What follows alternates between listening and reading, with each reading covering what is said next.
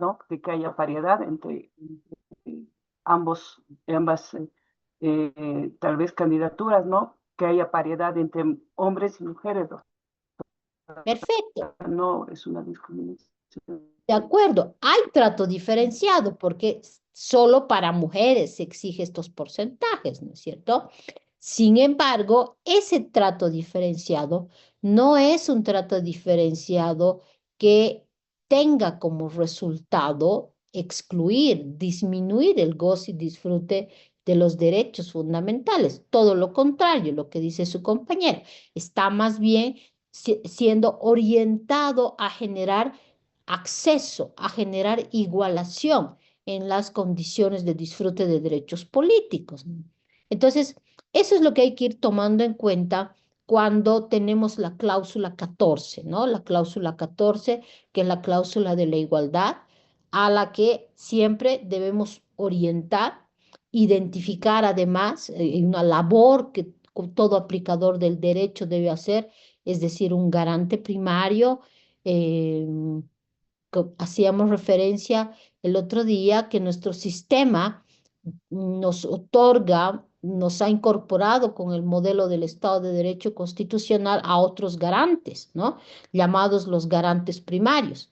En el Estado legislado, el único garante de la Constitución estaba como que era el legislador, porque él era el que desarrollaba los derechos, él era el que además realizaba leyes interpretativas, ¿no es cierto?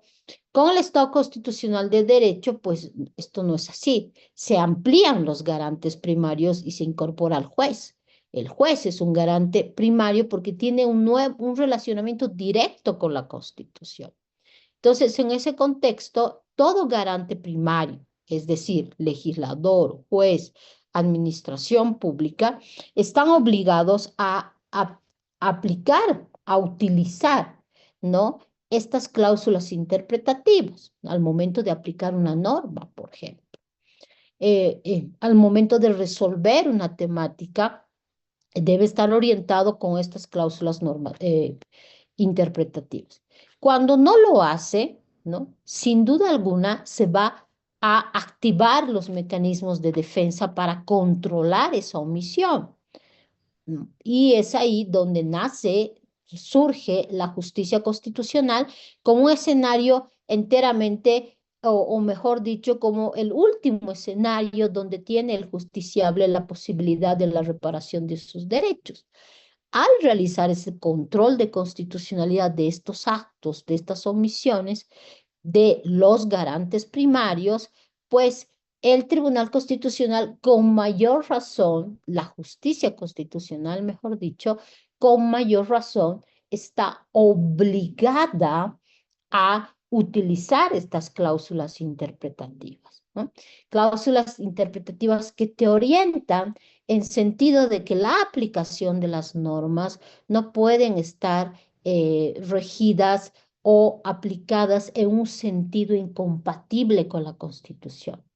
Un sentido incompatible con la Constitución, pues sin duda alguna va a ser un sentido que lesione derechos fundamentales sin causa justificable.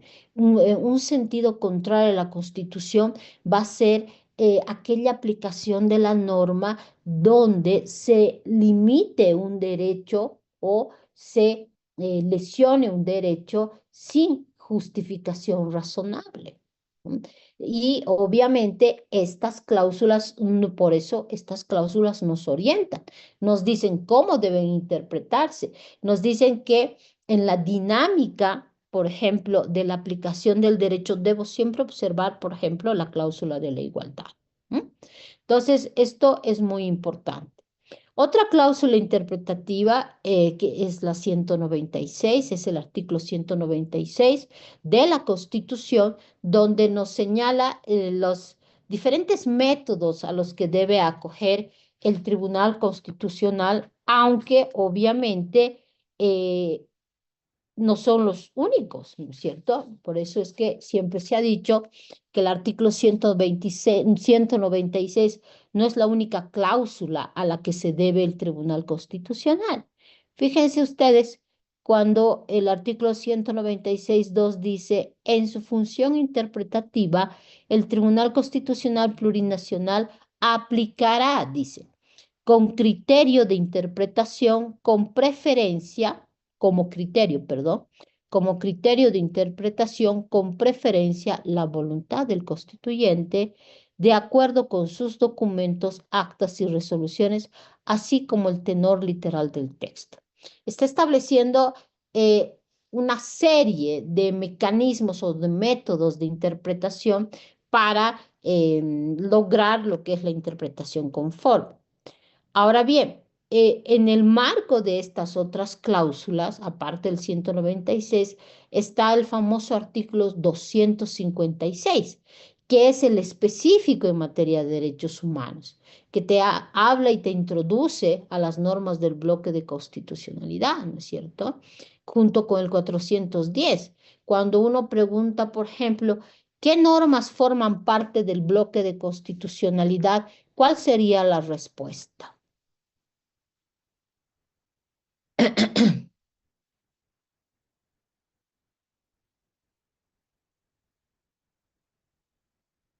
Si preguntara, ¿qué Doctora, buenas normas noches. forman? Sí, sí, Sebastián. Bueno, aparte de las normas de derecho comunitario, el Corpus Juris Interamericano, Ya, muy bien. ¿Y cuál sería el Corpus Juris Interamericano? aquellos tratados internacionales en materia de derechos humanos que haya ratificado el Estado boliviano. Perfecto. ¿Qué más? Bueno, entre ellos está la Convención Americana, sus protocolos, o el Protocolo de Paraguay, el de San Salvador, la Convención para prevenir y sancionar la violencia contra la mujer, a convenios de la OIT, entre otros. Es una lista bastante extensa. Claro, en realidad estaríamos refiriéndose a todos los tratados y convenios en stricto sensu, ¿no?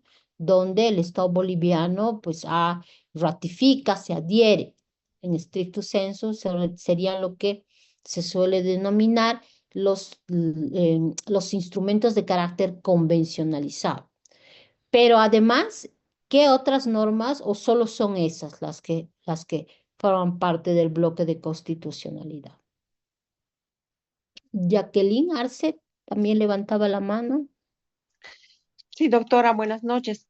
También entrarían a formar parte de este bloque las sentencias y las opiniones consultivas de los organismos internacionales como la Corte Interamericana de Derechos Humanos, que son vinculantes para el Estado, ¿no? Y deben ser consideradas para interpretar la Constitución.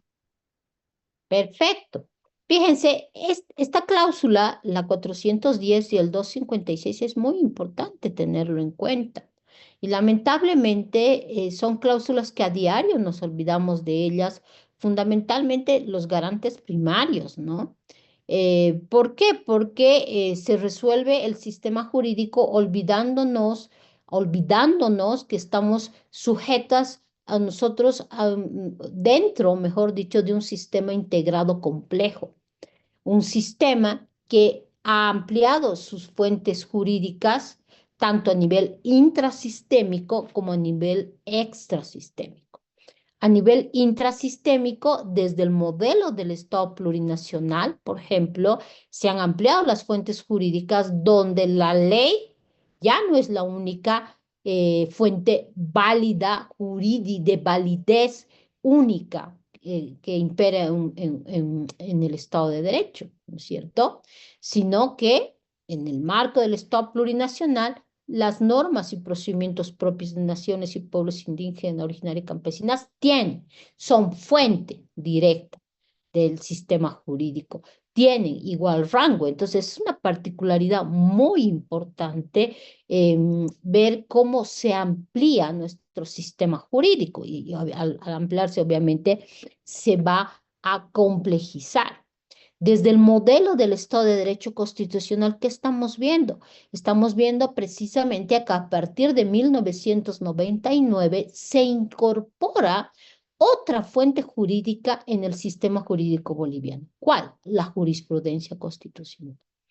La jurisprudencia constitucional como fuente jurídica directa ¿no? Ni siquiera indirecta, sino directa. Y además con un carácter cualificado. ¿Cuál es? Que las decisiones del Tribunal Constitucional, lo que veíamos ayer, tiene un carácter vinculante, ¿no? Que no solo obliga a las partes involucradas, sino que también su razonamiento jurídico vincula al resto de las autoridades. Lo mismo que hace rato señalaba su compañera con las sentencias, ¿no? La jurisprudencia que emiten los órganos encargados de supervisión y control, una opinión consultiva, ¿no? También alcanza al resto de los estados, porque se entiende que el intérprete de esos convenios está definiendo, delimitando los alcances de determinado instituto, de determinado derecho. Por lo tanto, la sentencia será obligatoria para el Estado al que ha sido responsabilizado, pero será vinculante para el resto de los estados que forman parte tanto del sistema interamericano como el del sistema universal. Entonces, es importante comprender esta parte. ¿Por qué? Porque justamente es el proceso de ampliación de las fuentes jurídicas a nivel extrasistémico se produce con el proceso de incorporación, o mejor dicho, internalización del derecho internacional de los derechos humanos al sistema jurídico boliviano.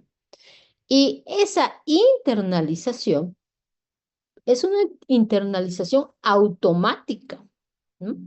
Automática que no ha tenido nacimiento con la actual Constitución, con el 410, para nada. Ha tenido nacimiento en la jurisprudencia constitucional. Es importante conocer esto porque ha sido la jurisprudencia constitucional de la época de los 10 años la que introdujo, a partir del año 2002 más o menos es que se van emitiendo las primeras sentencias, la que introdujo por primera vez la figura del bloque de constitucionalidad. Y esta figura del bloque de constitucionalidad se la introdujo a partir de una cláusula, que es la que veíamos ayer, ¿no? Similar a la que veíamos ayer, que es la del artículo 13.2, los derechos por devenir. En el caso de la anterior Constitución estaba establecida en el artículo 35, ¿no? Entonces, vean qué importante es tener todo esto, donde evidentemente nuestro sistema jurídico es tan complejo, tiene normas del bloque de constitucionalidad que además tiene un rango, una cualidad. ¿Cuál es? Es un rango cualificado, que es la de ser, internalizarse el ordenamiento jurídico como normas con rango constitucional. Y ayer veíamos también que al ser norma del rango constitucional, automáticamente se van a convertir en normas parámetro de validez. Parámetro de validez material. De ahí porque el resto del sistema jurídico debe actuar de y conforme a la Constitución. Este razonamiento de y conforme a la Constitución es que ha generado la diversidad de sentencias constitucionales que se han ido pronunciando en el marco precisamente de esta labor, realizar control de constitucionalidad a efectos de determinar si el Estado de Derecho se está aplicando de y conforme, ¿no? De y conforme no solo a una Constitución, sino en el marco del 410, de y conforme a las normas del bloque de constitucionalidad. Ahora bien, esto en teoría funciona fácil, funciona sencillo. El gran problema es en el diario. ¿Qué estoy haciendo, ya sea como juez, ya sea como fiscal, ya sea como operador del derecho, para materializar, ¿no? Estas cláusulas interpretativas, que son orientadoras ¿para qué? Para lograr la interpretación de y conforme. Las directrices de interpretación, las cláusulas de interpretación nos permiten aplicar la norma en el sentido compatible. ¿Sí? ¿Por qué? Porque si uno observa que en el marco, por ejemplo, de las, del respeto a la naturaleza y características de los derechos fundamentales, pues tendré que estar orientado en sentido que la jurisprudencia, obviamente, si va a cambiar, pues tiene que cambiar progresivamente, porque si no, estoy yendo en contra de la cláusula de prohibición de regresividad. Lo mismo, si voy a aplicar una norma, ¿no? ¿En qué sentido la voy a aplicar? De acuerdo a las cláusulas de interpretación, artículo 13.4, debo aplicarla conforme a los pactos. Y de acuerdo conforme a los pactos, las normas siempre se aplican a partir de criterios de favorabilidad. ¿Dónde está esto? En el 256. ¿Alguien, por favor, puede leer el artículo 256? Claro que sí, doctora. ¿Ya? Escuchamos. Artículo 256. Parágrafo 1. Los tratados e instrumentos internacionales en materia de derechos humanos que hayan sido firmados, ratificados o a los que se hubiere adherido el Estado que declaren derechos más favorables a los contenidos en la Constitución, se aplicarán de manera preferente sobre esta. Parágrafo 2. Los derechos reconocidos en la Constitución serán interpretados de acuerdo a los tratados internacionales de derechos humanos cuando estos prevean normas más favorables. Perfecto. Miren qué importante es esto. Este artículo 256 es un artículo fundamental en materia de criterios rectores, tanto para la aplicación de las normas como para la aplicación de la jurisprudencia. ¿Por qué? Porque te está diciendo que entre las normas e instrumentos internacionales que forman parte del bloque de constitucionalidad y la Constitución en stricto sensu, no hay un relacionamiento de jerarquía. No hay un relacionamiento de jerarquía. Te dice que cuando colisionan, se aplicarán con preferencia, ¿no? Que las normas del bloque, siempre y cuando, o sea, los instrumentos internacionales, siempre y cuando tengan normas más favorables. Entonces, el criterio de aplicación es la preferencia en sentido de un criterio de favorabilidad. Y esto es coherente con los instrumentos internacionales que se rigen siempre bajo criterios pro persona, favorable.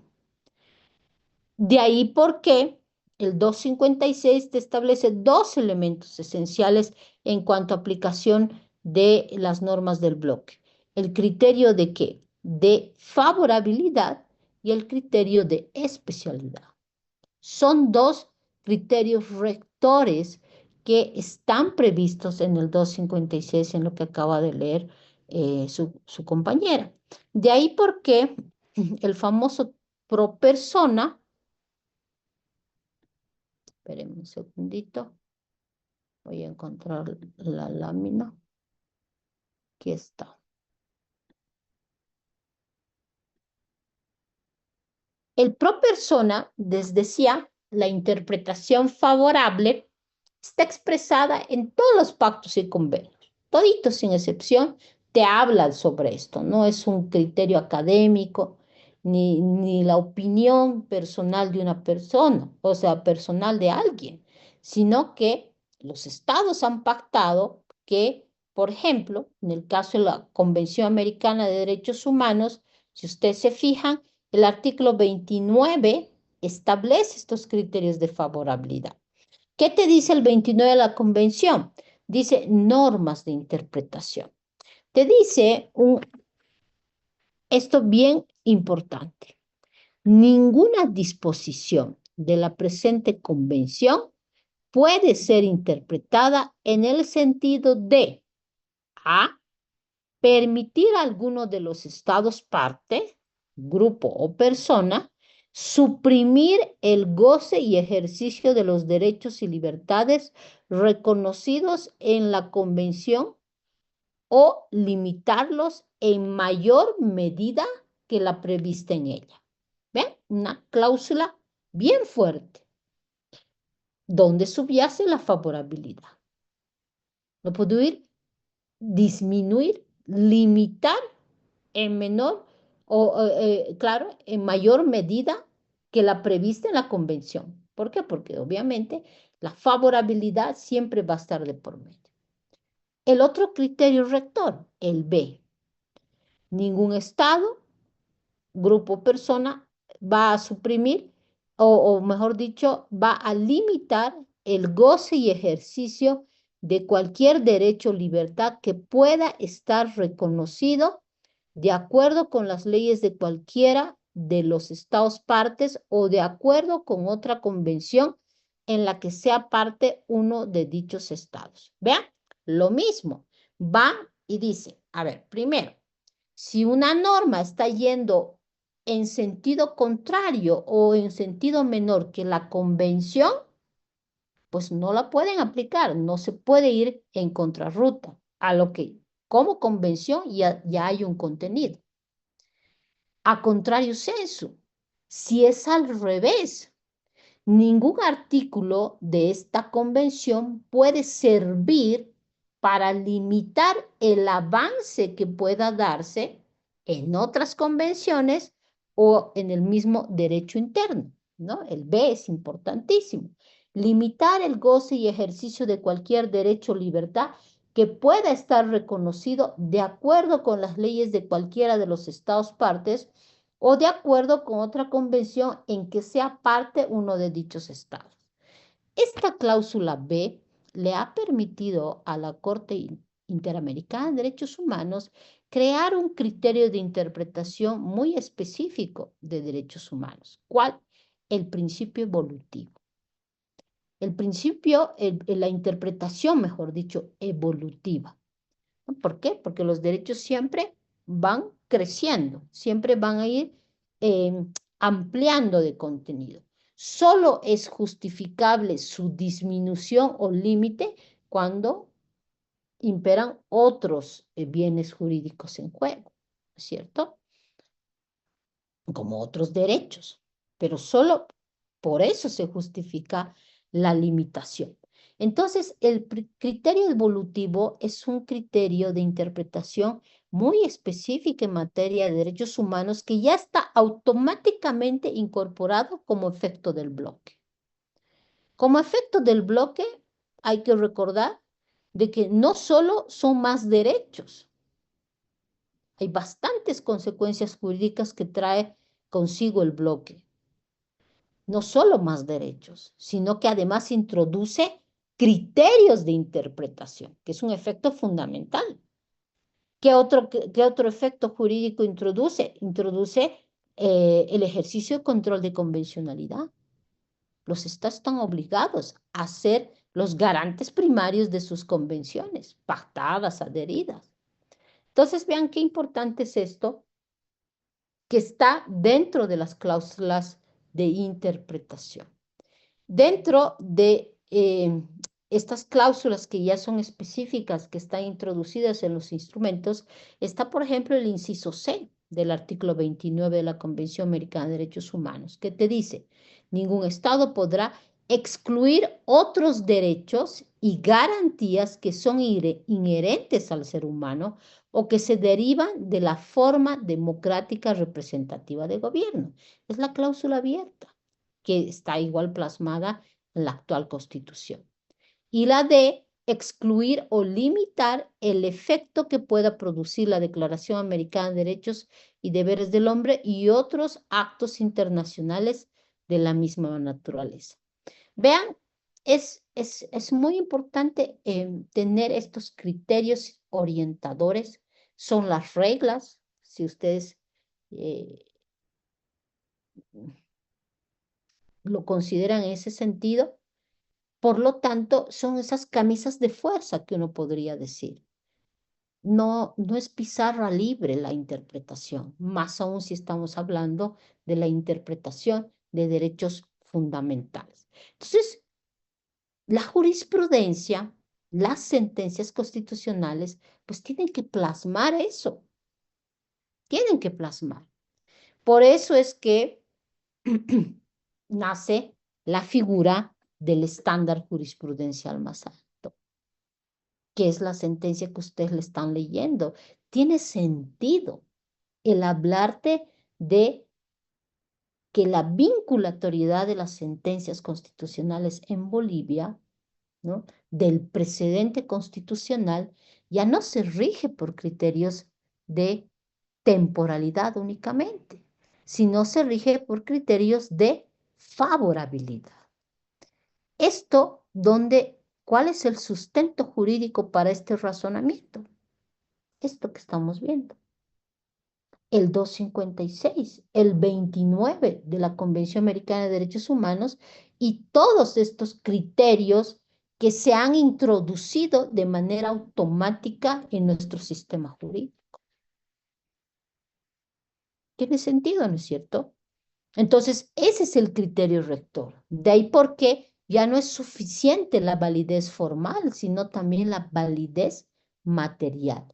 Y en el caso del cambio de precedentes, pues tiene sentido que no, el intérprete, al momento de cambiar de su jurisprudencia, pues tiene que estar guiado por estos criterios. La favorabilidad. Entonces, si voy a cambiar de criterio, tengo que partir de lo decidido y introducir otros elementos o bienes jurídicos en juego y obviamente cambiar en buena parte, es decir, avanzando, no retrocediendo, no desconociendo, porque lo que te prohíbe la cláusula de prohibición de regresividad es desconocer el avance en número, en contenido de los derechos fundamentales. Y lamentablemente, no es infrecuente que el intérprete sobrepase estos criterios, no los tome en cuenta. Y ahí es donde entramos en las crisis, pues. ¿Mm? Ahí entramos en esto que ustedes van a leer de la 2233-2013. ¿Qué es lo que pasa? Bolivia, lamentablemente, ha entrado en este escenario no querido, al que lo denominamos el proceso de feudalización de la jurisprudencia. Y ustedes me dirán, ¿de dónde saca usted eso? Pues el proceso de feudalización de la jurisprudencia nace, ¿no?, a partir de la nueva forma de organización del Tribunal Constitucional y composición en salas. Con esto no estoy diciendo que en la época de los 10 años no había jurisprudencia contradictoria. Había, pero no en la medida que hay hoy en día. Porque en la época de los 10 años habían 5 magistrados que resolvían todo en uno. O sea, los 5 conocían tutelares, los 5 conocían control normativo, los 5 conocían ámbito de control competencial. Donde se potencia el escenario de desvinculación al precedente es con las salas. Lamentablemente las salas empiezan a irrespetar esto que ayer habíamos visto, que preguntaba su compañera sobre la vinculatoriedad horizontal, vertical y la autovinculación. A partir del 2012, las salas empiezan a razonar de manera diferente. La sala 1 empieza a razonar sobre el mismo problema jurídico de manera diferente que la sala 2, que la sala 3. Se olvida el Tribunal Constitucional que es un tribunal de cierre, Entonces, empieza con 3 feudos, ¿no? Jurisprudenciales, 3 señoríos feudales donde empiezan a razonar de manera diferente. No es un invento. Quien está justiciabilizando, quien está en la trinchera, como uno diría, se va a dar cuenta que a diario se empieza a resolver de diferente manera. Entonces, ¿qué hace ahí la 2233? ¿No? Se da cuenta que está enfrentada ante jurisprudencia contradictoria. No solo en ese caso, sino en varios casos.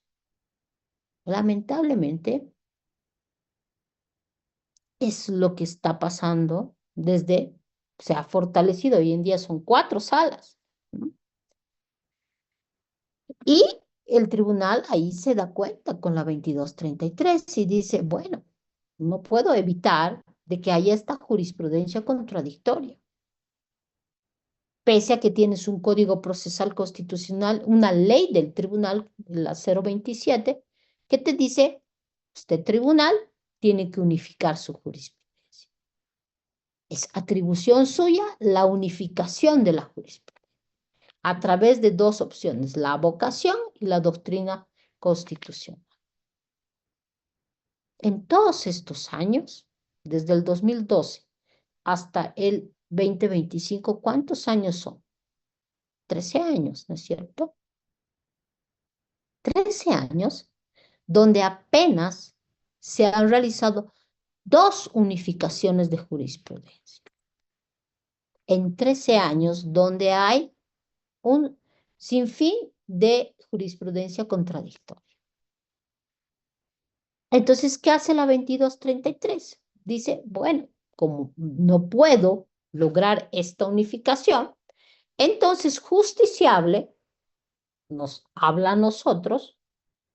Ustedes, cuando encuentren o se enfrenten con jurisprudencia contradictoria, palabras más, palabras menos, ustedes lo van a identificar al leer la 2233 o al terminar de leer la 2233.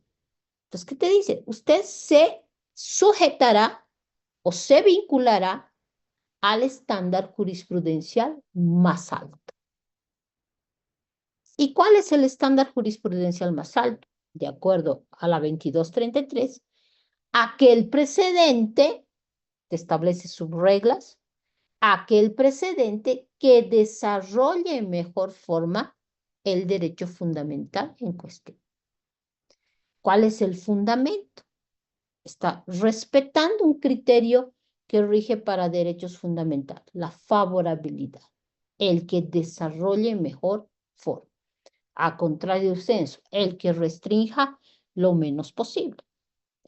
Entonces, fíjense, este criterio es esencial en el marco de las cláusulas interpretativas que están directamente concatenadas con las formas de resolución y la distinta tipología de las sentencias desde el derecho jurisprudencial.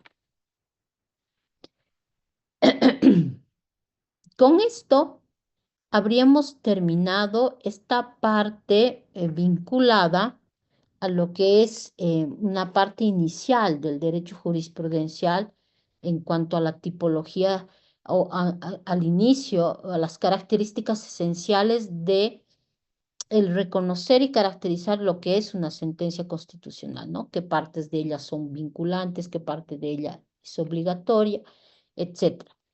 Vamos a hacer aquí un pequeño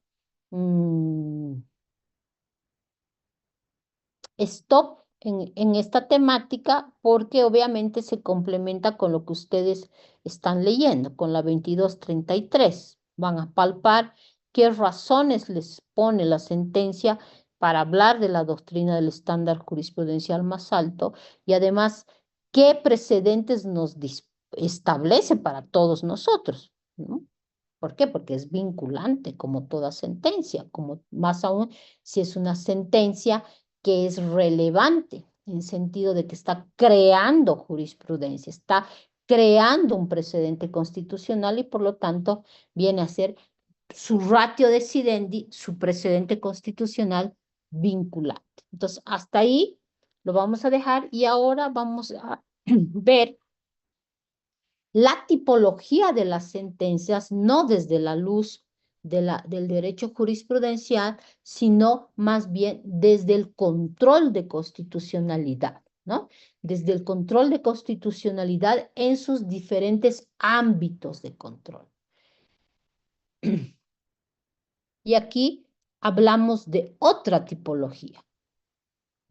En el marco del derecho jurisprudencial, un poco para adelantarles, está pues las famosas sentencias relevantes y las confirmadoras, ahí vienen las reconductoras, las moduladoras, que esas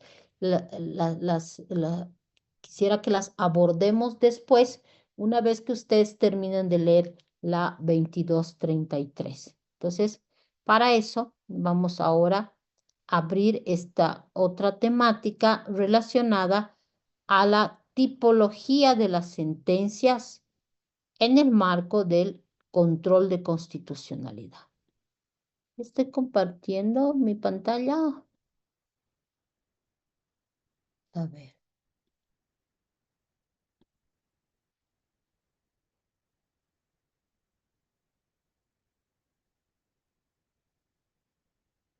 ¿Tienen alguna pregunta hasta aquí?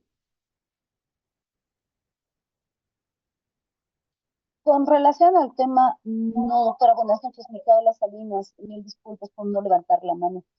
Doctora, quisiera hacerle una consulta con relación a la actividad de mañana, si nos pueden reiterar los puntos, los ruego porque hay que entregarla, según nos explicó, hasta las 23:59 de mañana sobre la sentencia 2233. Muchas gracias. ¿Cuál era la pregunta, perdón? No la he escuchado bien.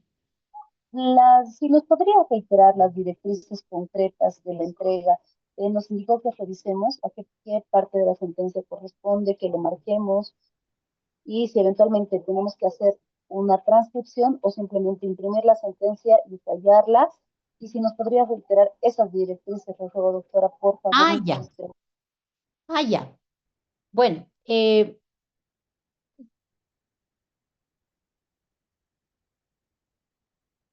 espérenme, voy a, aquí un segundito.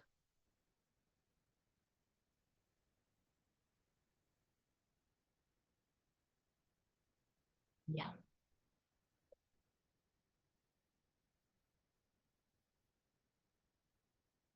¿Están viendo mi pantalla? Sí, ¿no? Sí, doctora, se ve. Ya.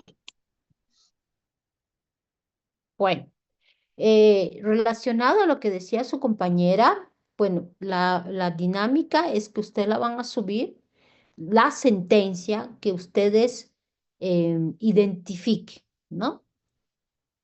La tienen que leer de manera completa y obviamente lo que se les pide es que además, ¿no? De saber qué problema jurídico resuelve, ¿no? Tienen que saber qué es lo que resuelve. Lo que me interesa es que ustedes identifiquen, ¿no? De diferentes maneras, ya sea subrayando, ¿no? Identifiquen si el fundamento jurídico 1, ¿cuál? O sea, el fundamento jurídico 1, pregúntense dentro del contexto de la sentencia. ¿Es una ratio decidendi? ¿Es un obiter dicta? Identifiquen cuál es el precedente constitucional que tiene esa sentencia. No necesariamente puede ser un precedente, ¿no es cierto? Entonces, eso es lo que ustedes tienen que diferenciar. Como saben hacerlo. Hemos hecho una explicación muy rapidita, ¿no? De esta diferenciación entre ratio, obiter, precedente constitucional. Y eso que hemos visto, ustedes lo aplican, ¿no? Lo desarrollan. ¿Por qué es importante este ejercicio? Porque como están leyendo la 2233-2013, es importante en el marco de esta sentencia saber leer una sentencia y realizar un análisis estático y un análisis dinámico. El estático y el dinámico es fundamental. Eso es lo que me gustaría que logremos hacerlo, ¿no? Como módulo, porque hay que saber leer una sentencia adecuadamente y técnicamente. Eso, suben cada uno, es un trabajo individual, porque luego va a venir una segunda parte, luego de lo que vayamos explicando. Eso es, Micaela. Muchísimas gracias, doctora. Ya, ahora yo sí les digo, si ustedes van a optar la figura del subrayado, tiene que ser de diferente color, probablemente, pero lo que quiero es que sea en la sentencia. No me hagan un trabajo en Word y me digan, me copien el fundamento. No, no quiero eso, ¿no? Creo que todos van a imprimir o lo van a sacar en la misma, en digital y lo pueden pintar, o que a mí me parece mucho más fácil es poner, ¿no? Encerrar entre flechas, entre paréntesis o, sí, o corchetes si usted es grande y decir, de aquí a aquí todo el fundamento jurídico 3.1 es un óbiter, todo el 3.2 es otro óbiter, no sé, lo que ustedes consideren. Y si encuentran la ratio, pues aquí está la ratio. Y si encuentran el precedente constitucional, aquí está el precedente constitucional, ¿no? Entonces, identificaremos si preguntaré, sin duda alguna, para ir absolviendo algunas, dudas, ¿no? Esto es bien importante tener en cuenta porque no siempre sabemos manejar esto de la jurisprudencia. Y lo que sí es importante que les digo es que quisiera que avancemos, podamos avanzar lo que se llama la técnica de la reversa o a la inversa, que también se suele llamar en la lectura de la sentencia, ¿no? Eso es bien importante en materia de análisis estático, la reversa o el ir para atrás, ¿no? Pero eso les explicaré luego de que ustedes hagan esa dinámica de lectura de sentencia como siempre saben hacerla. Entonces, para continuar, ¿de dónde salen las sentencias? La tipología de las sentencias. Las diferentes sentencias constitucionales pues van a nacer a partir de los diferentes criterios de interpretación que se realicen, ¿no? Esto ustedes obviamente en un módulo específico lo van a ver, solo que estamos un poco concatenando al resultado práctico, que es una sentencia constitucional. Nuestro módulo está relacionado con las sentencias constitucionales. En ese sentido, hay 3 ámbitos de ejercicio, de control de constitucionalidad. El ámbito tutelar, el ámbito competencial y el ámbito de control normativo. En los 3 ámbitos, el Tribunal Constitucional utiliza estos criterios de interpretación, ¿no? La interpretación conforme a la Constitución y normas del bloque de constitucionalidad. En ese contexto, esto se va a irradiar en varios criterios y directrices. La interpretación pro persona, por ejemplo, la interpretación progresiva, la evolutiva, que nace justo con los pactos.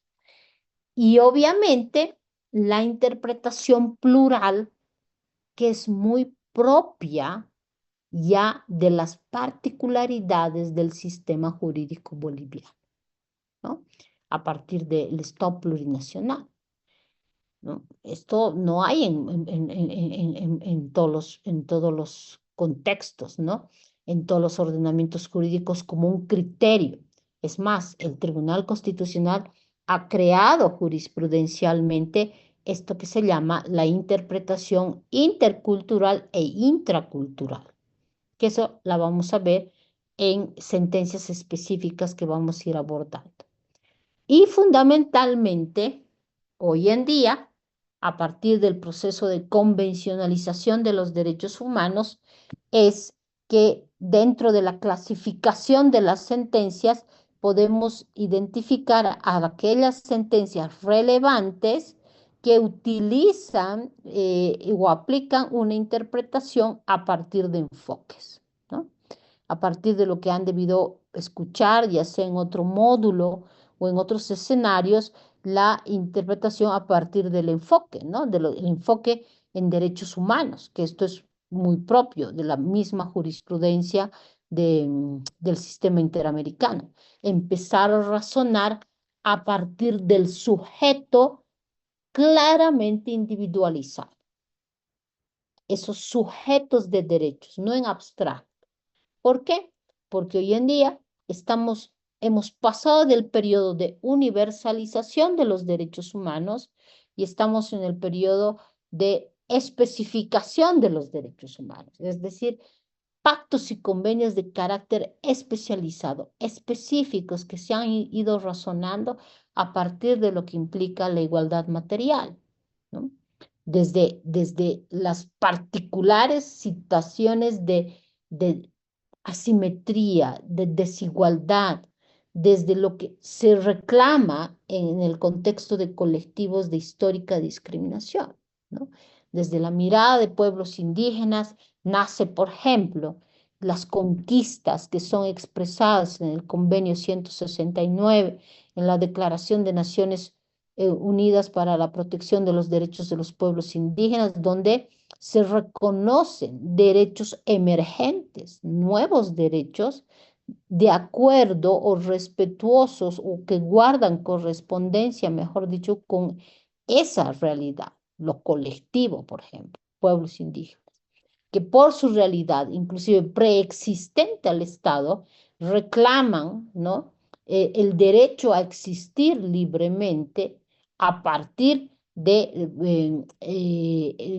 la libre determinación, ¿no? Que respete sus formas de ver y entender el mundo. Eso es muy particular desde el contexto mismo. Entonces, la interpretación a partir de enfoques te obliga a razonar y utilizar metodología especializada. O lo mismo pasa con los temas de los derechos de las mujeres, que te exige ¿qué? La aplicación de la perspectiva de género, ¿no? Entonces, hoy en día las sentencias han empezado a crear precedentes constitucionales de carácter metodológico. ¿Se acuerdan que les hablaba de esos precedentes? Y precisamente son estos precedentes que te están incorporando metodología para razonar determinados casos. Sentencias, por ejemplo, como la 778-2014, ¿no? Es una sentencia muy interesante que te habla, ¿no? Y te dice que cuando estamos viendo temas vinculados con pueblos indígenas, esto se debe razonar a partir de una interpretación plural, ¿no? Que aplique una interpretación e intracultural. ¿Cuándo te dice? ¿No? Cuando un miembro de pueblo indígena va a ser sometido, ¿no? a el derecho ordinario. Ahí estoy obligado a interpretar y aplicar el derecho a partir de una interpretación intercultural. Otro escenario, otro supuesto, donde debo aplicar una interpretación intercultural es cuando se va a realizar control de constitucionalidad de el ejercicio de los sistemas jurídicos de pueblos indígenas. Es decir, si a través de un mecanismo de carácter tutelar voy a interponer, por ejemplo, un amparo constitucional contra una decisión de la GIOC, porque la estoy considerando lesiva, pues ahí el intérprete está obligado a utilizar un enfoque intercultural, una interpretación intercultural. O sea, no puede razonar el derecho desde las formas tradicionales a partir de la metodología eh, que se puede razonar en otros contextos, ¿no? Entonces, estoy obligado a entender y comprender desde esa forma de ver y diferente. Y para eso estoy obligado a utilizar metodología, una metodología diferente. No podemos seguir razonando temas vinculados con pueblos indígenas desde la computadora, ¿no? Desde la comodidad de una computadora o desde la mente, desde afuera, y no en utilizar metodología que nos permita adentrarnos a esa realidad. Y obviamente dentro de estas metodologías de enfoque diferenciado está precisamente los procesos de participación dialógica de pueblos indígenas, ¿no? Los famosos relacionamientos interculturales donde el Tribunal Constitucional pues baje, ¿no? Entre en procesos de diálogo con las comunidades indígenas para comprender esa otredad. Entonces son metodologías, ¿no? Ya no es suficiente el sociólogo, el antropólogo que va a ir a vivir 2 semanas, con lo mejor de los casos, en una comunidad. ¿Por qué? Porque estamos en un modelo de Estado donde eso no es suficiente. Entonces, miren, esto es bien importante y a raíz de esto es que las sentencias se han ido fortaleciendo en el marco de estos criterios y pautas de interpretación constitucionalizadas que vamos a ir viendo.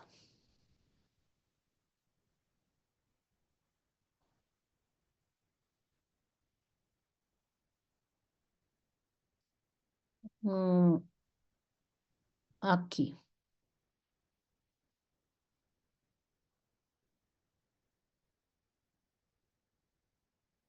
Espérenme un segundo.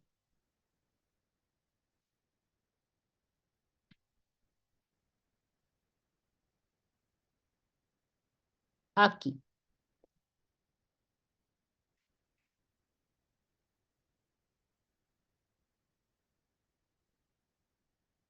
No estoy, espérenme. No me está aceptando.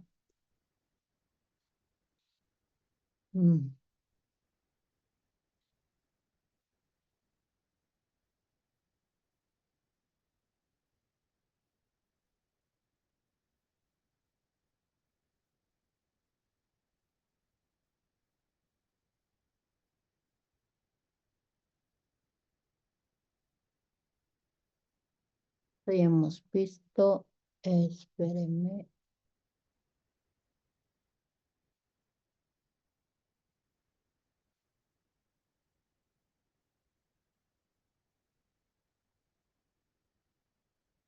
Aquí.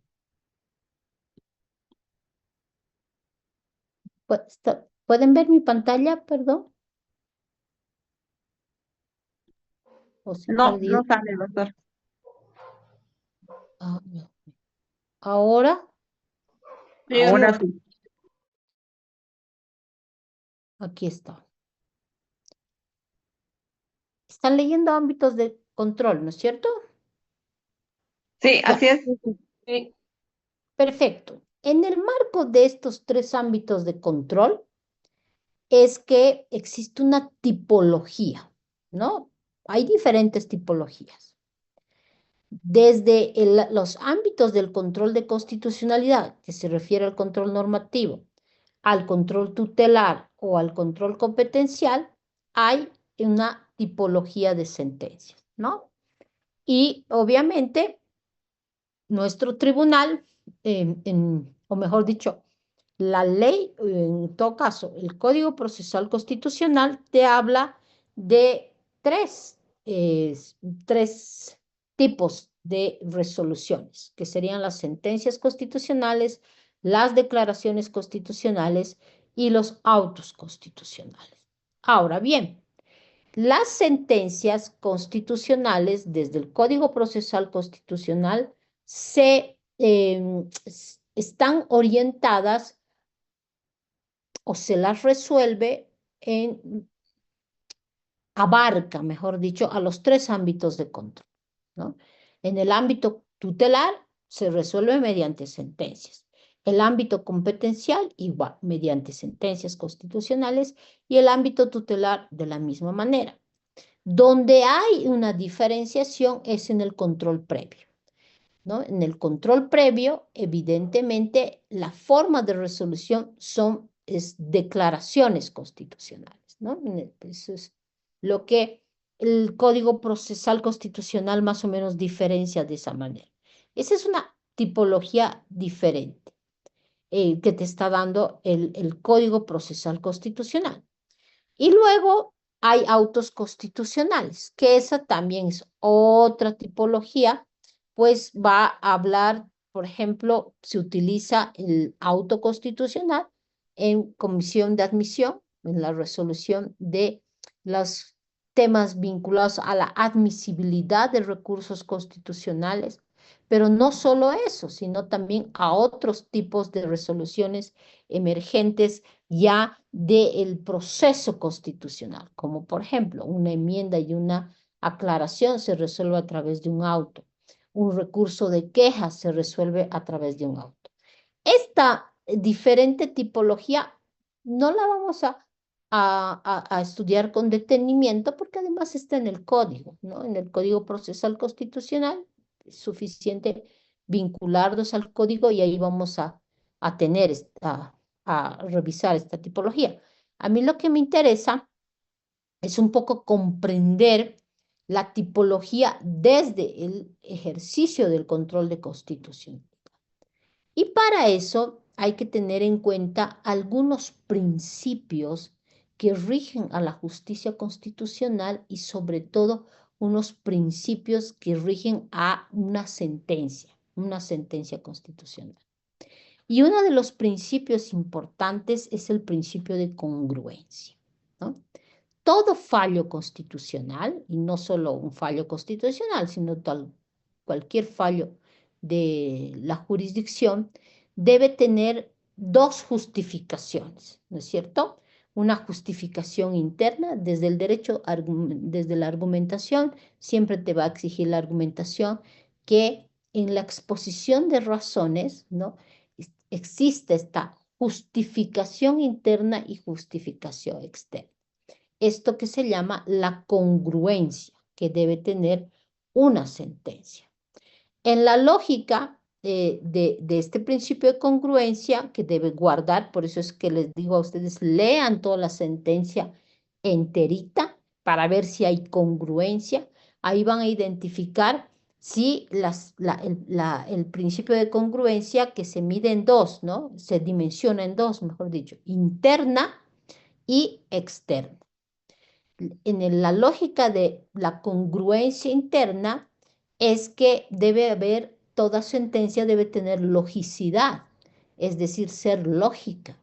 Por lo tanto, no puede existir contradicciones en la propia sentencia. Porque si hay contradicciones, pues puedo estar pronunciando una sentencia insuficientemente motivada, por ejemplo, ¿no? Puedo estar pronunciando una sentencia poco clara, obscura, ¿no? Entonces, por eso es que el principio de congruencia es un principio muy importante. Y la externa, el principio de congruencia externo, se mide en función a la correspondencia entre lo solicitado y lo resuelto, sobre la base de los fundamentos del peticionante, ¿no? Si es tutelar, del accionante. Si es en el ámbito de control normativo, será en función a lo planteado. Pero aquí viene la particularidad de las sentencias constitucionales.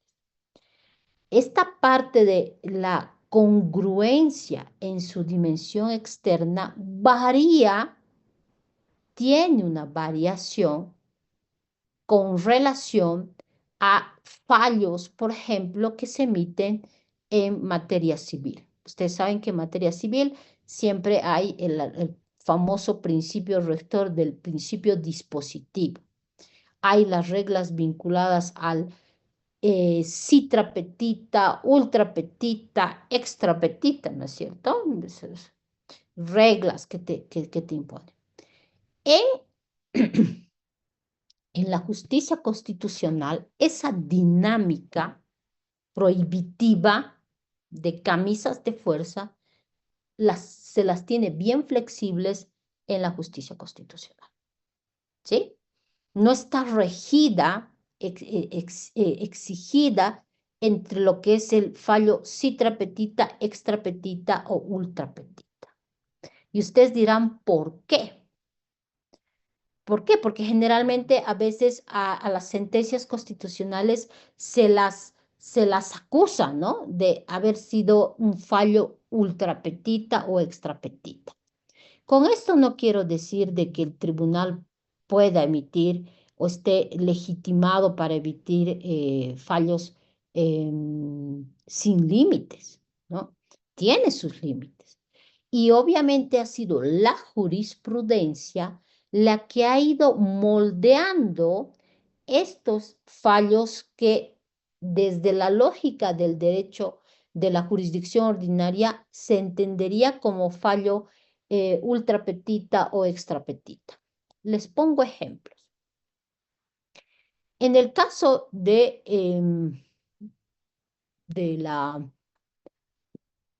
ámbito de control normativo constitucional, pues ahí el tribunal, o mejor dicho, el tribunal a través de su sentencia puede ir más allá de lo pedido, ¿sí? Puede, por ejemplo, el artículo 78, si me ayuda alguien del Código Procesal Constitucional, le permite al Tribunal Constitucional, ¿no? Realizar el control de constitucionalidad por norma no cuestionada, es decir, ir más allá y hablar del nexo de causalidad respecto a normativa que no fue demandada de inconstitucional. Y resulta que el tribunal va a detectar, ¿no? Y va a decir, un ratito, en esta problemática, este otro artículo que no ha sido cuestionado por el que está recurriendo en control de constitucionalidad, no lo ha cuestionado, pero si el tribunal lo detecta, puede fallar y puede declarar la inconstitucionalidad de normas no cuestionadas.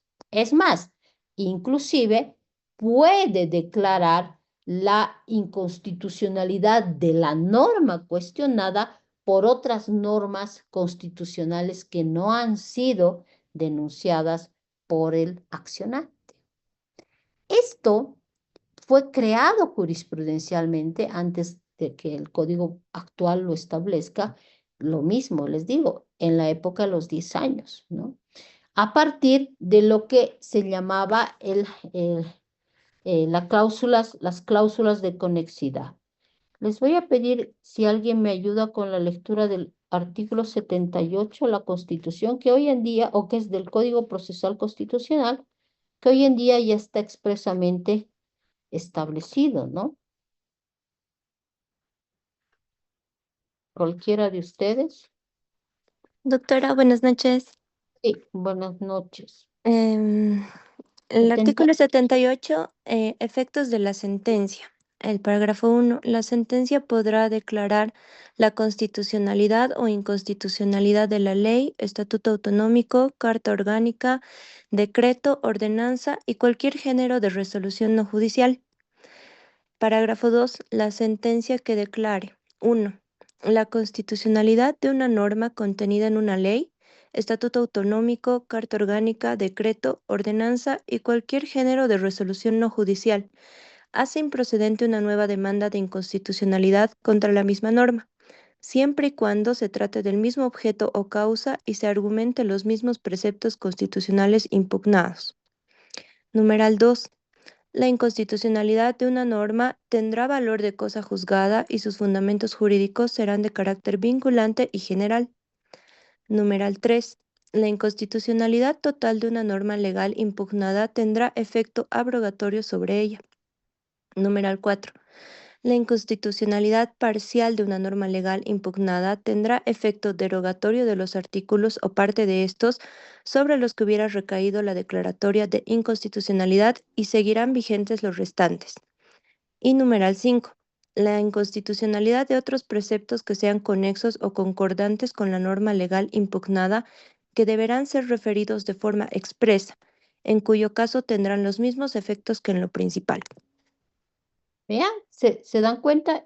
Era bueno, era específico el 78.2.5, ¿no? Te dice, puede declarar la inconstitucionalidad de otros preceptos. Entonces ahí, evidentemente está yendo mucho más allá el tribunal. ¿Por qué? Por el principio de que el control normativo de constitucionalidad es un control de orden público. No puede estar sujeto únicamente a las limitaciones del principio dispositivo del accionante. Si el tribunal entiende que no solo es inconstitucional la norma X, sino también la Y y la Z, pues su rol de guardián de la Constitución le permite realizar extender el análisis de las normas canon de constitucionalidad, como suele señalarse. O lo que es lo mismo, puede ampliar el paraguas, ¿no? Digamos que se demanda la inconstitucionalidad del artículo 233 del Código de Procedimiento Penal por considerarlo inconvencional, en sentido de que es contrario, digamos, al artículo 115 de la Constitución. Resulta que el tribunal entiende que no es el 115, sino que es inconstitucional con relación al 117. Eso lo puede hacer, perfectamente lo puede hacer. Entonces, un poco esto de la congruencia externa que debe tener una sentencia con relación a lo pedido y solicitado por las partes, ¿no? No es tan rígido al igual que el estilo de la justicia ordinaria. Mari Jauregui tenía levantada la mano.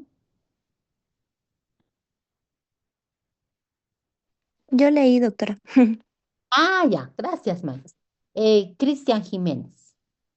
¿Cómo está, doctora? Buenas noches, queridos colegas. No, Doctora, si no me equivoco, también creo que está vinculado al artículo número 77, que específicamente nos indica el contenido de la sentencia.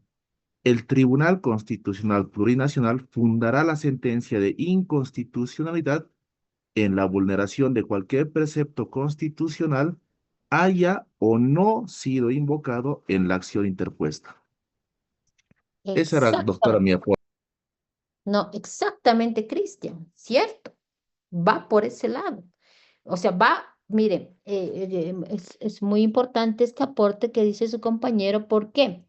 Porque el 77 está relacionado con las normas canon, parámetro de control de constitucionalidad. O sea, las normas parámetro de control de constitucionalidad son las que te sirven de test, ¿no? Del test de constitucionalidad. Y el 77 se refiere a las normas parámetro, en tanto que el 78.5 se refiere a las normas objeto de control de constitucionalidad. El 77, ¿por qué? Porque dice, el Tribunal Constitucional fundará la sentencia de inconstitucionalidad en la vulneración de cualquier precepto constitucional. O sea, su canon de constitucionalidad puede salir, extenderse más allá de lo que se ha denunciado, ¿no? ¿Cuál es el límite? Haya sido o no invocado, te dice, ¿no? El límite es de que En Bolivia, por ejemplo, no hay la figura de la autocuestión de inconstitucionalidad, que es un lindo tema de tesis. Si alguien quiere abordar esto, que no se ha animado el Tribunal Constitucional en su jurisprudencia crear la figura llamada de la autocuestión de inconstitucionalidad. ¿En qué consiste? Consiste que eso está, que se lo regula en otros ordenamientos jurídicos, cuando en los procesos constitucionales que está conociendo, el tribunal plantea, ¿no? Se autoplantea la inconstitucionalidad de esa norma que la va a aplicar al caso, ¿no? Al proceso. Entonces, lo que sí está reglado es que una vez que se ha abierto el control normativo de constitucionalidad, una vez que se ha demandado, ¿no? El control de constitucionalidad, el tribunal actúa a instancia de parte, ¿no? Una vez que se ha demandado, ahí ya se abre el paraguas. Ahí ya el tribunal tiene la posibilidad de ampliar su espectro tanto en las normas parámetro de control de constitucionalidad como en las normas objeto de control de constitucional. Esperen un ratito, se me va a acabar la batería, un segundito.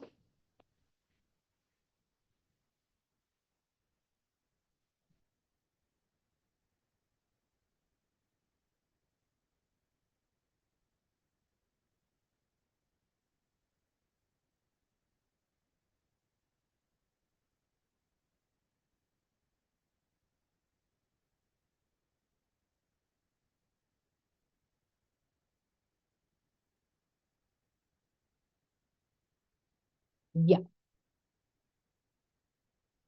Entonces, esto que señalaba su compañero es fundamental y en el ámbito de control normativo, pues el principio de congruencia externa, pues es bien laxo, ¿no? Ahora bien, no solo en temas de control normativo, sino también en temas de control tutelar. Y en temas de control tutelar ha sido la jurisprudencia la que ha establecido, ¿no? En su desarrollo jurisprudencial, ciertos supuestos donde el Tribunal Constitucional puede ir más allá de lo pedido. Donde sí hay una,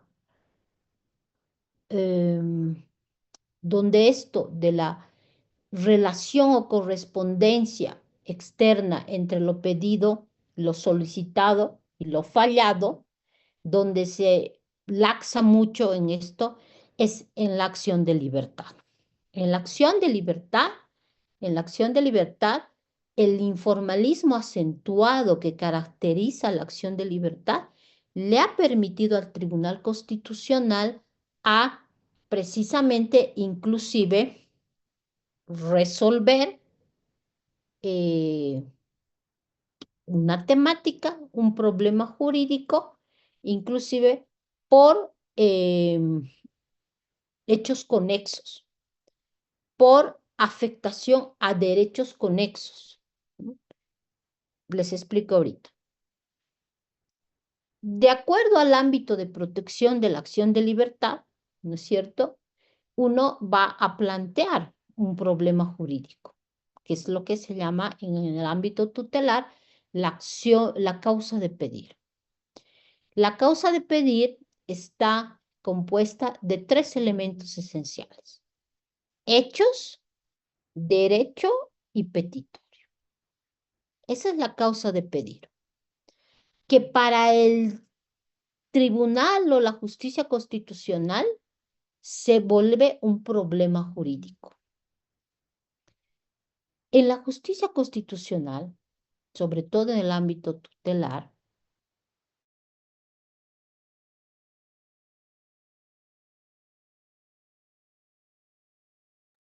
No se le oye, doctora, perdón.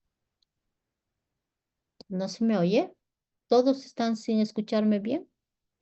La última parte no se oye. Ah, ya, puede ser la señal.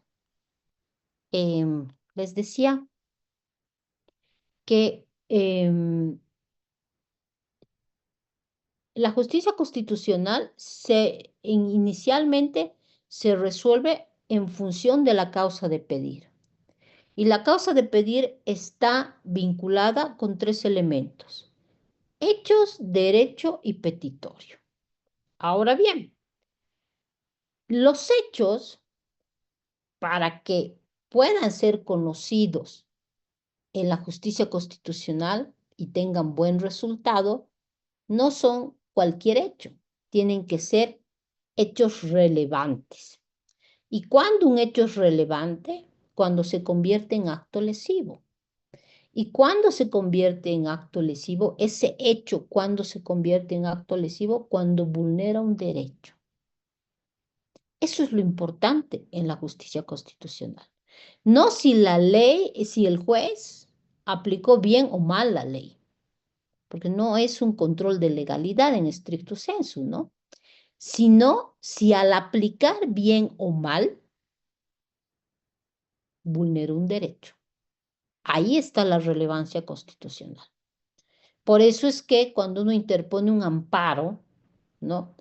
Va a cuestionar en un acto omisivo o en una acción concreta que ha tenido como resultado no la infracción de la ley en estricto sensu, sino que al infringir la ley, si ese es su parámetro, ha vulnerado un derecho.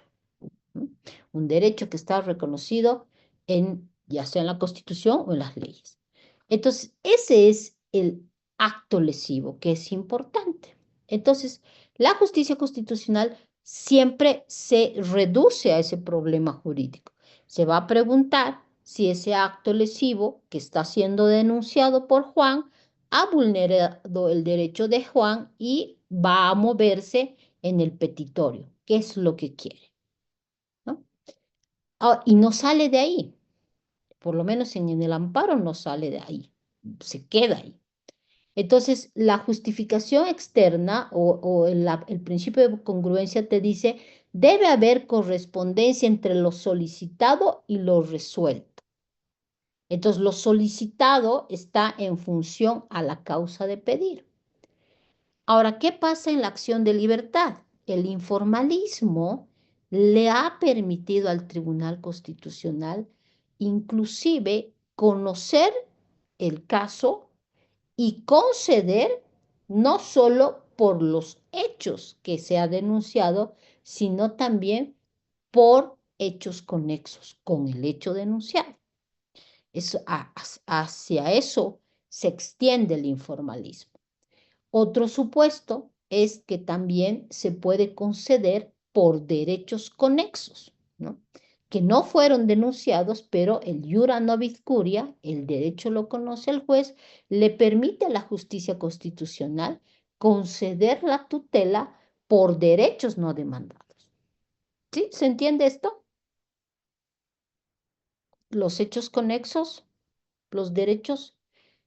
Cuando ustedes vean acción de libertad en los ámbitos de protección, se van a dar cuenta que vía acción de libertad no solo se protege, ¿no?, los derechos que forman parte de su ámbito de protección, sino también derechos que están conexos. Ahora bien, si ustedes se acuerdan, la cláusula 13.1 te habla de las características que tienen los derechos fundamentales. Y entre esas características es la interdependencia de todos los derechos. Por eso es que el Tribunal Constitucional puede conocer, ¿no?, derechos conexos con los derechos que forman parte del ámbito de protección. Como por ejemplo, inició en su jurisprudencia desde muy temprano el Tribunal Constitucional cuando uno de los presupuestos para activar la acción de libertad o el habeas corpus, como se llamaba antes, era proteger la libertad en sí misma, ¿no? La libertad de física o de locomoción es un derecho que forma parte del ámbito de protección. Pero el tribunal, vía jurisprudencia, integró que podía conocer, por ejemplo, las garantías del debido proceso, porque están conexos con el derecho a la libertad, ¿no? De ahí por qué es que, por ejemplo, una falta de fundamentación y motivación de la medida que dispone una medida cautelar, una detención preventiva, si está inmotivada, tiene una consecuencia directa con la libertad y por lo tanto se puede proteger no solo la libertad, sino también el debido proceso. O lo mismo pasa con la vida, ¿no? Puedes proteger derechos conexos. ¿Cuál? La salud, por ejemplo, ¿no? Va junto, va los derechos que por circunstancias fácticas del caso están relacionados con la problemática. Entonces, en esta jurisprudencia que ha creado el Tribunal Constitucional, la protección de derechos conexos es abierta, no hay límite, porque va a depender de la problemática que,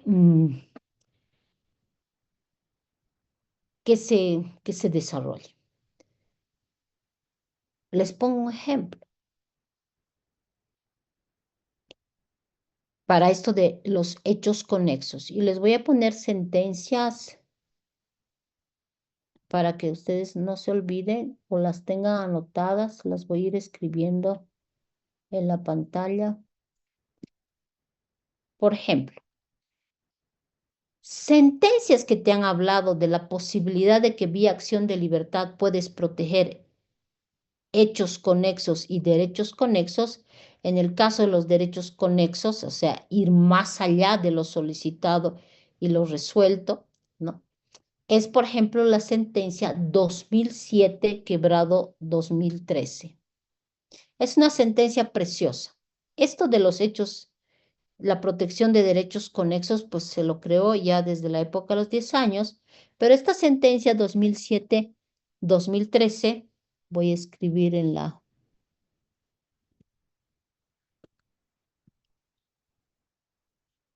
pantalla.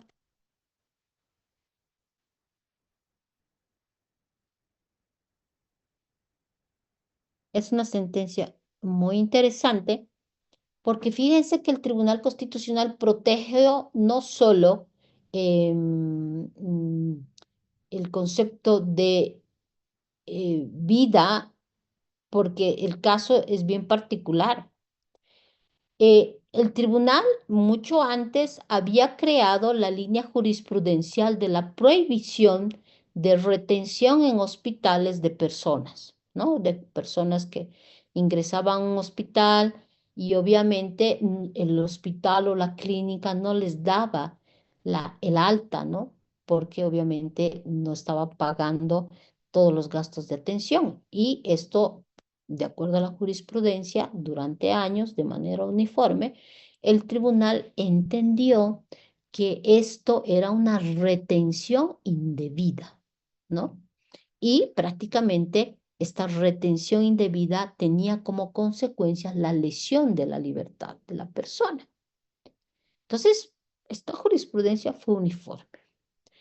Hasta que el año 2010 se interpone por primera vez un caso donde la persona no está viva, ¿no? Es la retención, pero en este caso es la retención de un cadáver. Es decir, la persona había sido atendida en el hospital, pero obviamente fallece. Y obviamente cuando los familiares estaban intentando sacar, ¿no? Querían sacar el cuerpo, pues en hospitales dicen que no, la clínica era en realidad esta, ¿no? Les dice que no pueden retirar hasta que no paguen pues todo lo que debían.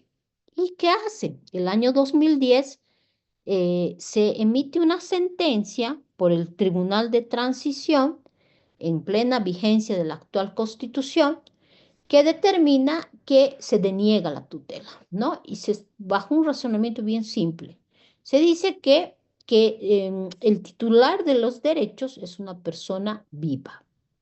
Y por lo tanto, en el caso concreto, al estar la persona muerta, pues obviamente no hay legitimación activa para ser titular de los derechos. Y esta sentencia es denegada, ¿no?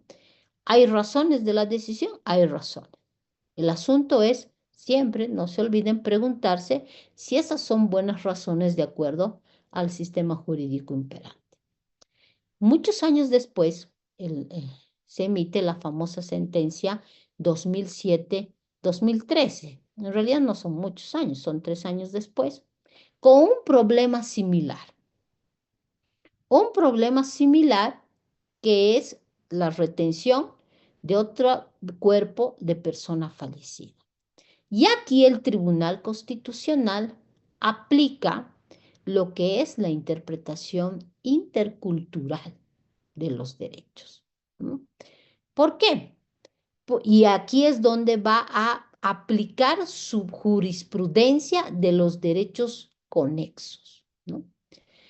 ¿Por qué aplica el Tribunal Constitucional una interpretación intercultural? Porque trasciende el caso en sentido de lo que es el concepto de vida bajo la lógica de lo occidental. Y entiende, ¿no? Un poco haciendo un recojo de las diferentes formas de comprender y entender a la vida y se pregunta si puede ser sujeto titular una persona fallecida. Y descompone a partir del concepto de vida, porque obviamente dice, desde la lógica occidental, pues con la muerte se termina la vida. Pero desde una lógica plural, como puede ser, por ejemplo, la cosmovisión y las formas de entender de varias naciones y comunidades indígenas, originarias y campesinas, con la muerte no se acaba la vida, se trasciende a otras vidas. Y por lo tanto, ese sujeto, que al parecer ha muerto ese cadáver, ¿no? No es que ha terminado con esa vida, sino ha trascendido otras vidas. Por lo tanto, no deja de tener esa titularidad, ¿no? Entonces, fíjense, es muy interesante, por eso les recomiendo a ustedes que la lean.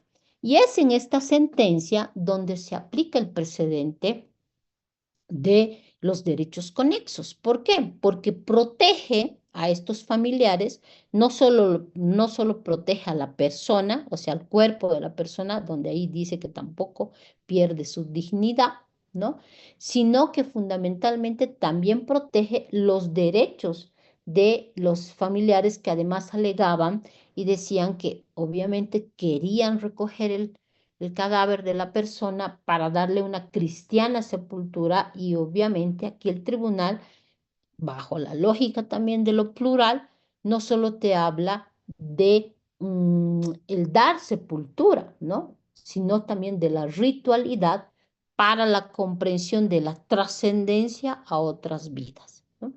Miren, es una sentencia muy interesante donde uno se preguntaría, ¿cómo es que el Tribunal Constitucional, en un concepto donde se le demanda únicamente la retención, empieza a otorgar tutela o otorga tutela no solo por los derechos demandados o solicitados, sino también por otros derechos conexos y se va mucho más allá, eh, a las espiritualidades, a la religiosidad y etcétera? Entonces, miren, eso es bien importante, ¿no? Es bien importante y por eso es que para comprender las sentencias, no nos olvidemos que esto de lo citra, lo extra, es un poco flexible en temas de congruencia, donde no solo en el ámbito normativo, sino también en el ámbito tutelar se puede ir por derechos no demandados. Es más, el Tribunal Constitucional no solo se ha pronunciado en temas de acción de libertad, ¿no? Para ir más allá, sino lo ha hecho en amparo. En el amparo constitucional, a partir de su jurisprudencia, eh, inicialmente el año 2005, crea a partir de la sentencia 365-2005-R, se las voy a anotar.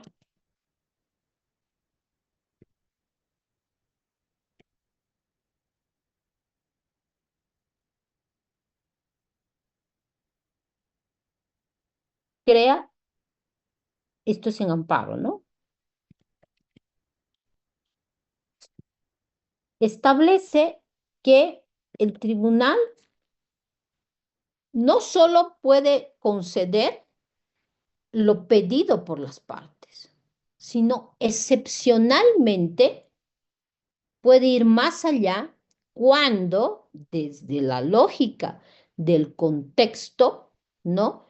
El petitorio probablemente es confuso o no guarda coherencia con lo que realmente se está pidiendo. Les pongo un ejemplo. ¿No? Se plantea un amparo constitucional por falta de fundamentación y motivación de la resolución. Resulta que esa resolución emitida por el Tribunal Supremo de Justicia no está motivada. Y por lo tanto, por lo tanto, el accionante solicita en su petitorio, en su petición, que se conceda la tutela. Nada más. ¿Mm? Entonces, ahí, ¿cuál es la lógica consecuencia de una concesión? El accionante se ha quedado en la petición de conceda la tutela, ¿no? Hasta ahí.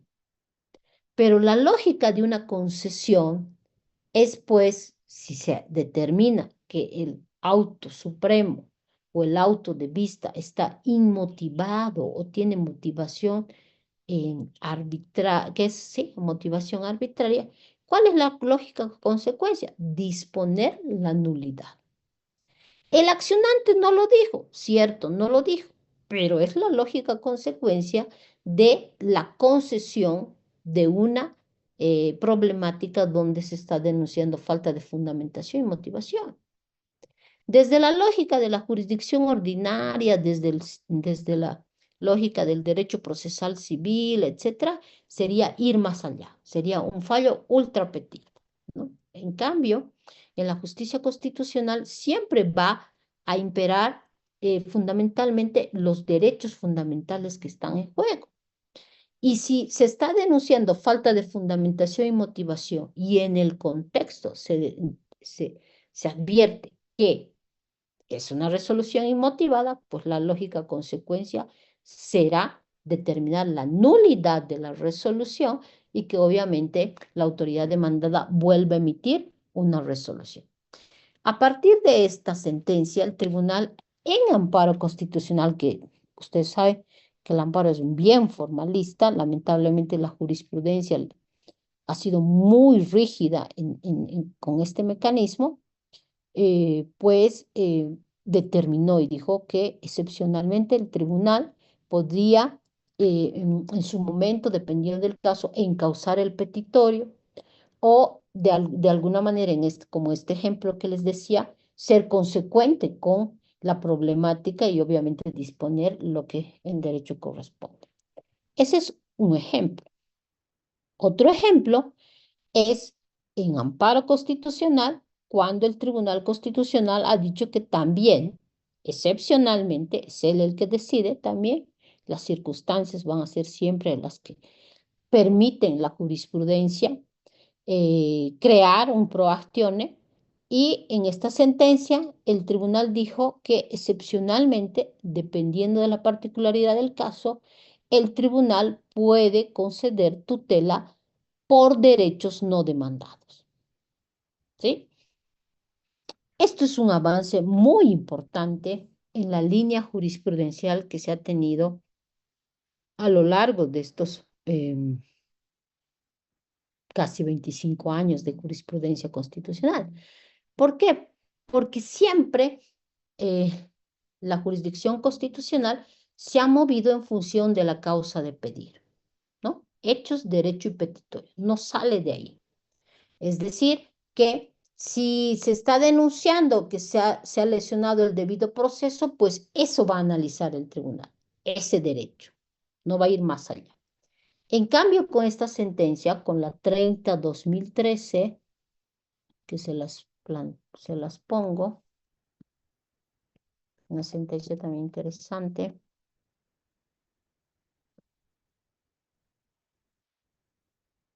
También en amparo se puede conceder por derechos no demandados.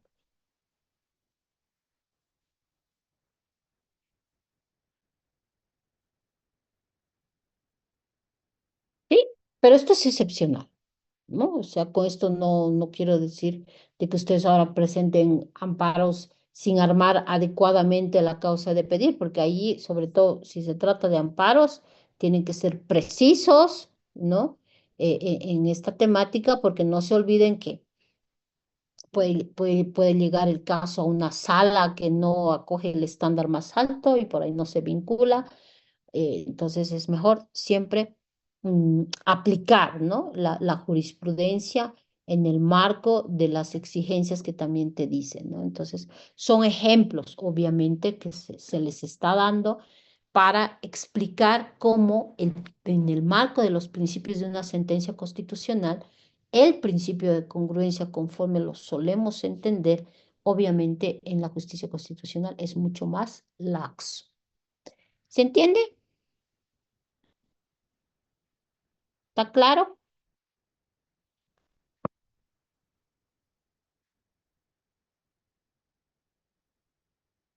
Sí, ¿no? Me dicen ustedes.